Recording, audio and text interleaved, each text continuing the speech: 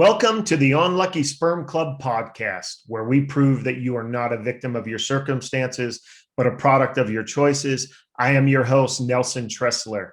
This episode is brought to you by 6monthstosuccess.com. If you're looking to achieve your goals, check out 6monthstosuccess.com. It is also available at the App Store on both Apple and Android. Today's show is going to be a solo show. Pretty much everybody out there who helps people achieve goals has them starting with a strong why. And I absolutely agree with that. But one thing that I do is take it to another level. Not only do I believe that you have to have a strong why, I absolutely believe that you have to be obsessed with your goals. And obsessed, if you've ever seen somebody who's been obsessed, you cannot stop them from trying to get to whoever they want to get to, or get away from whatever they want to get away from, or achieving what they want to achieve. Obsessed is another level, and goals are so hard to achieve. Having that strong why absolutely helps, but being obsessed is taking it to the next level. And I want to tell you why I'm obsessed with what I'm doing with the Unlucky Sperm Club podcast, with my book, The Unlucky Sperm Club, and with the goal achievement programs, I Got Smarter and 6 Months to Success. And in order to really show you why I'm so obsessed, I want to tell you my origin story. I want to tell you where this all comes from and why I'm doing this today and why I'm so obsessed with helping other people achieve their life's biggest goals. And in order to show you that, I need to start way back, even before I was born. My mom became pregnant with me when she was 15 years old. And while she was pregnant with me, her father, the local trash collector in a small town in central Pennsylvania, drove into the town square. There he spotted two police officers.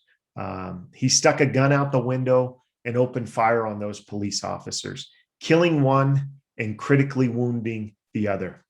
And eventually my grandfather was captured and brought to stand trial, where he was facing the death penalty. And during my grandfather's trial, my mom got up and testified to the jury that the reason that her father had shot and killed that police officer was that that police officer had raped her, and she was now pregnant with his baby, who was me. My mom's testimony worked. My grandfather's first trial ended in a hung jury. The state did have another trial, but they did take the death penalty off the table because of my mom's testimony. Eventually, my grandfather was found guilty and sentenced to life in prison without the possibility of parole, where he ended up spending the rest of his life, more than 40 years, behind bars for what he had done, leaving behind his family, his 15 children, including my mom, and now me in this small town of 6,000 people to deal with the circumstances of what he had done. And I don't know if any of you guys have ever lived in a small town, but in a small town, people are up in your business. They know everything about you, and about half of it is true. But what my grandfather had done was the biggest thing that had ever happened in this small town. So everybody knew the circumstances of my birth. They knew my family and what we represented and what my grandfather had done. So my family was much too poor to leave this small town. As I said, my mom had 14 or 15 brothers and sisters. Some of those children are adults by the time my grandfather had done these things. So they were stuck in this small town to deal in the wake of what their father had done, my grandfather had done. And because of my mom's testimony, the first few years after the trial was over, my mom was targeted by the police in that small town. And they would kick over a trash can in front of her when she was walking through town, and she would go to jail for disorderly conduct. And a lot of the people in my family were targeted by the police after the trial. And because I was the center of the trial, I had to deal with a lot of things that happened in that small town growing up. And in my book, The Unlucky Sperm Club, You Are Not a Victim of Your Circumstances, but a Product of Your Choices, I talk about some of the things that I had to deal with in that small town growing up. But eventually, my mom finds a man who would become my stepfather. And come to find out very quickly that this man was not a nice man. He was an alcoholic. He was very physically and emotionally abusive to me and my mom almost on a daily basis. And eventually, my mom and stepfather have 4 children in quick succession. And because of the lifestyle that they're living, a lot of the basic needs of my siblings fall upon me as the oldest, from bottle feeding to diaper changing to 2 a.m. Waking ups. And that's the way my life was going until one day, my stepfather was walking home drunk from a bar. There was somebody else driving home drunk from that bar, and they ended up hitting and killing my stepfather.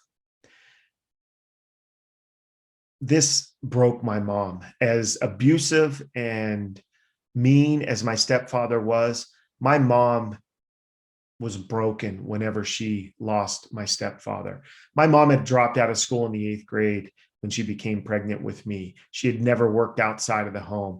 And no matter how she thought about the circumstances that she found herself in, there was no way that she could figure out how she was going to be able to care for these 5 small children on her own. And it was at this time in her life that she decided that she didn't want to live anymore, and she attempted suicide. And fortunately, for all of us, she was not successful in her suicide attempt. But once she got out of the hospital after her suicide attempt, it was at that time that my family got split up. And that's when I went to go live with my grandmother, who was the wife of the man who shot and killed the police officer. Now, as I said earlier, my gran had 15 children. And at this stage, when I went to go live with her, there were a few of them that were still living with her in her home. And they're living in a 2-bedroom house with a 3rd bedroom that's been converted into a hallway, excuse me. And because of the saint that my grandmother was, she also has some other cousins who are living with her for various reasons. So when I go to live with my grandmother, my spot to sleep is on the floor next to her bed. And next to me is another cousin who has a mattress on the floor. And down the hallway is my aunt who has a child at this time who's living in 1 bedroom. I have another cousin who's living in the converted hallway bedroom. And then downstairs, I have a few other cousins who are sleeping on couches and love seats or wherever they can find a spot to sleep. But for the first time in my life, I don't have to worry about somebody coming home drunk and beating me. I don't have to worry about not having food in the house. I don't have to worry about the lights not getting turned on, when you hit the switch because they've been turned off because you couldn't afford to pay the bill. I don't have to worry about not having heat in the winter because we couldn't afford to buy oil to heat our house. So for the first time in my life, I'm starting to kind of reflect upon the direction my life's going. And as good as my life feels right now, not having to deal with all those other things that I had to deal with when my stepfather was alive, I see that my life is not going where I want it to go. And the one thing with living with my grandmother is from an early age, my gram pretty much told me every day, Nelson, you are going to make something of your life. You're going to do something with your life. And she said it so often, and she said it with such feeling and with such love that I wanted to make that come true for her and for me. And it's at this time of my life that I'm looking and I see where I'm heading, and I see that it's not where I want to go. It's not where I'm going to be able to really do something with my life and make a difference in the world.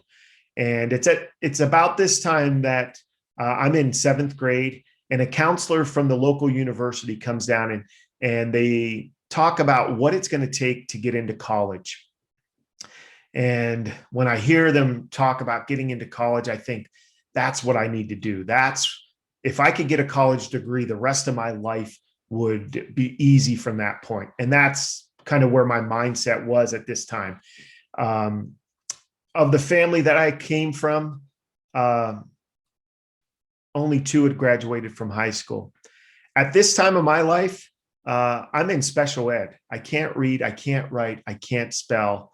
Come to find out, I had dyslexia. I had flunked the 4th grade when I was living with my mother because of the lifestyle that we were living there. So I definitely was not that model student. And I knew as soon as I said, hey, getting a college degree is something I wanted to do, that voice started screaming all these things to me. Nelson, of the family you came from, of those 15 children of my gram, only 2 had ever graduated high school. I'm in special ed. I can't read, I can't write, I can't spell. But I needed to do something to get me heading in that right direction if I was going to do something with my life. And so the next day after that assembly, I went to school and I started to do the things that I thought would get me into college and get me a college degree. And pretty much it took 12 years. It took 4 different universities. It took me going to the United States Air Force for 4 years to get money to go to school. But eventually I became that first person in my family to get a college degree. And that was one of the sweetest moments in my life. And I remember thinking to myself, geez, if somebody like me, if somebody who came from where I came from could set a goal and get a college education, I thought, what else could I do if I, set goals and really worked on becoming a better version of myself? And it was this time of my life where I started to become obsessed with goals and personal development. And I started to use goals and personal development in every area of my life. And it's been 25 years since I've gotten my college degree. And over those 25 years, I was able to have some huge successes and achieve some huge goals in my life because I became obsessed with it, because I had that strong why, because I didn't stop whenever those hurdles or those obstacles popped up in front of me. And believe me, there were tons of obstacles. There were tons of times where I wanted to throw up my hands and quit because things got hard. But over those 25 years, I was able to become the top salesman worldwide for a top 5 commercial real estate firm several times. I was able to start more than 10 businesses, including one of the largest privately held pet resorts in the country. I was able to be married for 25 years to my wife and still be married. We were able to raise 3 awesome young men. All of these things are because I learned how to set goals. I learned how to become obsessed with the results of those goals. I've learned how to work on myself and become a better version of myself. And as I said here today, I've been able to exit those businesses. I've been able to retire from real estate. And I've been able to really do what, everybody gets asked that question. What would you do if time and money didn't matter? And as I said here, doing the On Lucky Sperm Club podcast, this is what I feel like I was put on this earth to do. I was born under some very trying circumstances, but I didn't let those circumstances define me. I didn't let them stop me from becoming a better version of myself. And I know that there are so many other people out there who have so much potential, who can become that better version of themselves, who can live that life that they are capable of living. with a few strategies, a few techniques, some motivation, some inspiration, maybe the help of a community that will keep them going when things get tough. That's why I'm doing this. That's my strong why. That's my obsession. That's why I feel like I have to do this for those other people out there who have lived through some brutal circumstances.